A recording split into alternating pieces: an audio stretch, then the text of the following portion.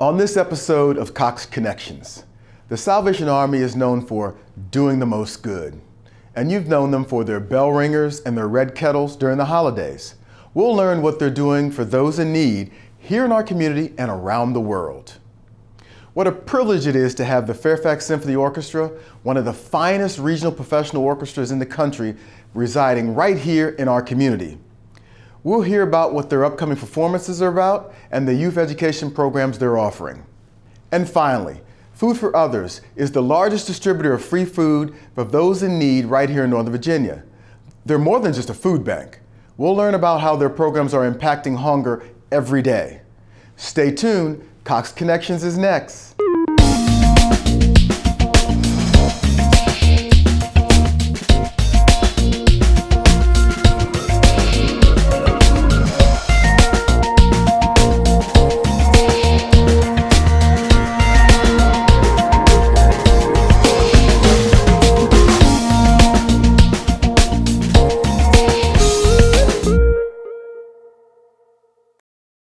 Hello, and welcome to Cox Connections. I'm your host, J.D. Myers, Market Vice President of Northern Virginia Operations for Cox Communications.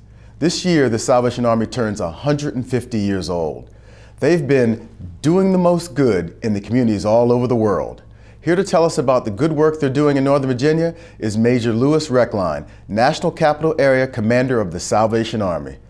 Major Reckline, welcome to the show. Thank you for having me. Such a pleasure to have you here. It's great to be here. 150 years. A long time. Absolutely. Tell us a little bit about the history of the Salvation Army. Well, it actually started over in London, England, when the founder of the Salvation Army, William Booth, was walking through the East End of London, which was a very deprived part of town. And he saw people living on the streets, not being able to fend for themselves, children who were forced to work in factories and stuff like that. And he decided he wanted to make a change. So he started an organization, and we're as a religious organization, it started as a church first, and he realized very quickly that people weren't listening to him. So he said, they're hungry, they're cold, they're tired. And that began the social services part of what we do, that he felt in order for them to listen to everything he has to say so that they could get their lives in order, that they needed to be content in a lot of ways, and so that's the way he did it. It's amazing. So the red kettle is famous everywhere. And I've heard a theme and something you said once upon a time that said, when the weather is warm, the kettle does better. Actually, it's when the weather is colder. Oh, it's cold. Because we come out in November, December, and people aren't, if it's warm, they're not in the Christmas spirit. Oh. Generally, people give at the end of the year for a number of reasons. There's always the tax break, but there's also the fact that it's the giving time. It's a warm spirit. It's that spirit of wanting to do more for other people. So, as long as it isn't raining, snow's good and cold's good. So last year you raised about 1.4 million? Yes. What does this year look like for you? We're hoping to raise about 1.6. We're struggling a little bit at this point. Sometimes you just have to see where it's going to take you, and so we'll see. If we don't make it, we can adjust, but we certainly hope that we can get there. What we have seen is the fact that the folks in this community are very giving. So where does the money go? What do you do with the money? I know there's things you target, like helping people with rent, utilities, but what else do you do? Well, it's interesting here in the National Capital Region, the Salvation Army has some very good programs I'm very proud of. We do the rent and utilities. We have the utilities where we partner with Washington Gas, who's a huge partner with us. And so one of the designs is to keep people in their homes, to keep children fed, to keep them warm. Can you imagine a child going to school who's cold and hungry? If a child goes to school and he's cold and hungry, the only thing that's on his mind is, when am I going to eat? And so if we're able to help these young people, and we're able to put food on their tables and jackets and coats on their back, then they're able to do it. But we also have programs for adults. We have a drug rehab program that we run.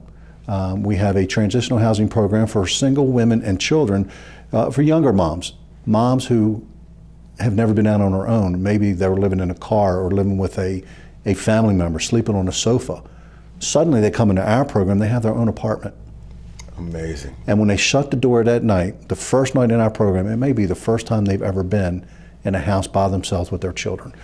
But it's a learning thing. So we encourage them. There are certain things they do have to do: education, jobs, job skills we teach, learn how to take an interview, learn how to do a lot of different things, budget, think of your children, think of your rent, and those kind of things first. That is amazing. You cover a broad spectrum of things that you do. How many people did you serve last year?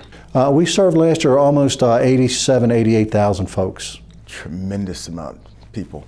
And there's a program you have called the Angel Tree?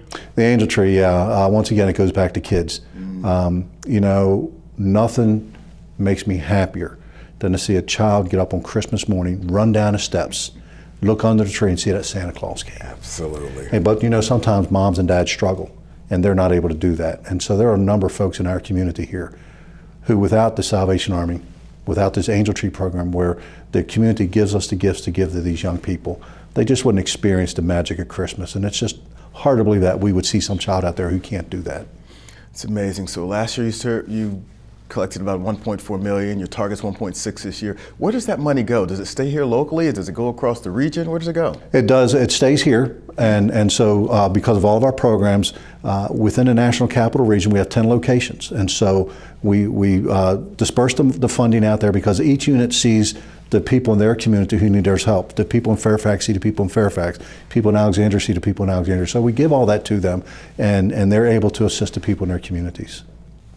And I heard you got a couple unique programs too, like the virtual kettle and Start Your Own Kettle. Can you tell us a little bit about that? Yeah, you know, they're a work in progress. Doing things online, some people are still a little leery, but you know, we have, you know, you can do your own kettle on what you would do is you would start your own red kettle, and then you would invite your friends to give through the internet. So, you know, giving like that, because a lot of times people just aren't carrying cash anymore, but they still want to support. And so there are ways that they can support their local Salvation Army by going online and doing a red kettle, or just going to our website, excuse me, and giving that way. Speaking of your website, how would people learn more about the Salvation Army and maybe get involved? Yeah, there are a lot of ways. If they look at our website, it gives them plenty of opportunities. And our website is www.salarmynca.org. And then it gives them opportunities to not only give of their funds, but to give of their talents as well. So now that we determined the cooler weather, the better is the best time for giving, tell me a little bit about the emergency services you offer. Well, we do a lot of emergency services outside of rent and utilities. You know, if there's a disaster in the country, the Salvation Army is there as well. We have canteens, we have personnel all over the place where we can do mass feedings, mass shelters, recovery work, not only to first responders, but to people who are devastated, and we can do that long term. It's a neat program. That is amazing, absolutely amazing. So let me ask you this question. In 30 seconds or less, what was the last thing, or what's the most important thing you'd like to get across to the viewers about the Salvation Army? We can't do it without them. The Salvation Army relies on the community to support us. And in the nation where we live, the people that we see all the time, there are a lot of people who are hurting and a lot of people who need us. Right here in our area, we have pockets of folks who struggle day to day. And without the community, we just can't do it. Absolutely. Well, thank you so very much for joining us. Thank you. Absolutely. Coming up, the Fairfax Symphony Orchestra is a world-class institution right here in our backyard. The musical director is here to join us and talk to us about the upcoming concert session and the work they do with the young musicians here in the community. Stay tuned for Cox Connections, coming up next.